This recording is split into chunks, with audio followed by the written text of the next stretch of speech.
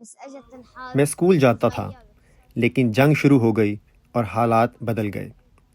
مجھے لوکیمیا کی تشخیص ہوئی اور میں چلنے پھرنے کے قابل نہ رہا. ہر روز میری حالت خراب ہو رہی ہے اور میں کچھ کھو دیتا ہوں. میں جذباتی طور پر تھک گیا ہوں. میری ہڈیوں میں اور ہر جگہ تکلیف ہوتی ہے. میں غزہ چھوڑنا چاہتا ہوں تاکہ میں علاج کروا سکوں اور پہلے کی طرح کھیل سکوں. یہ غزہ کا 10 سالہ رہائشی سراج یاسین ہے جسے یہاں موجود الاقصی شہداء ہسپتال کے ایک پرہجوم وارڈ میں لایا جا رہا ہے. چند ماہ قبل خون کے سرطان کی تشخیص کے بعد سراج کے جسم کا مدافعتی نظام ناکارہ ہونے لگا. اس کا جسم کمزور ہوا اور وہ چلنے کے قابل نہیں رہا. 8 ماہ سے حماس اور اسرائیل کے درمیان جاری تنازع کے دوران غزہ کے ہسپتال بھی حملوں کی زد میں آئے ہیں. الاقصی شہداء ہسپتال اب تک کام کرنے کے قابل چند ہسپتالوں میں سے ایک ہے. گو کہ یہاں کا زیادہ تر طبی نظام بھی تباہ ہو چکا ہے.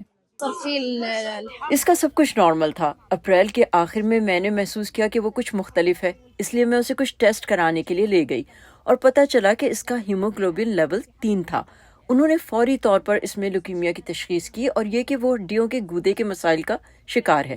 اس کی قوت مدافعت 0 تھی. ہم اس وقت اس کے علاج کے لیے ہسپتال میں مقیم تھے اور وہاں انہوں نے ہمارے لیے ہنگامی منتقلی کا خط لکھا تاکہ ہم سرحد پار کر سکیں.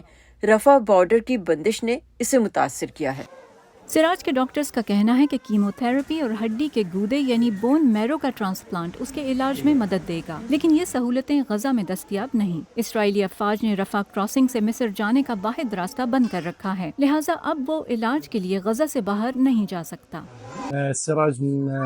جب تک سرحدیں بند رہیں گی اس کی صحت پر اثر پڑے گا، کیونکہ ادویات کی کمی کی وجہ سے اس کا کوئی علاج نہیں ہو رہا ہے، چاہے وہ الاقصی شہداء ہسپتال میں ہو یا جنوبی غزہ کے کسی اور کام کرنے والے ہسپتال میں.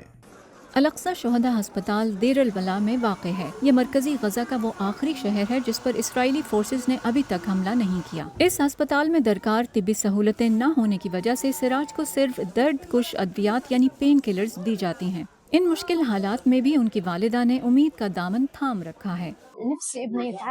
میں اسے دیکھ کر جذباتی طور پر تھک جاتی ہوں، لیکن میں اس کے سامنے مضبوط نظر آنے کی کوشش کرتی ہوں. میری بری حالت تھی، میں اس کے بارے میں بہت پریشان ہوں. مجھے واقعی امید ہے کہ وہ اپنا علاج کروانے میں کامیاب ہو جائے گا.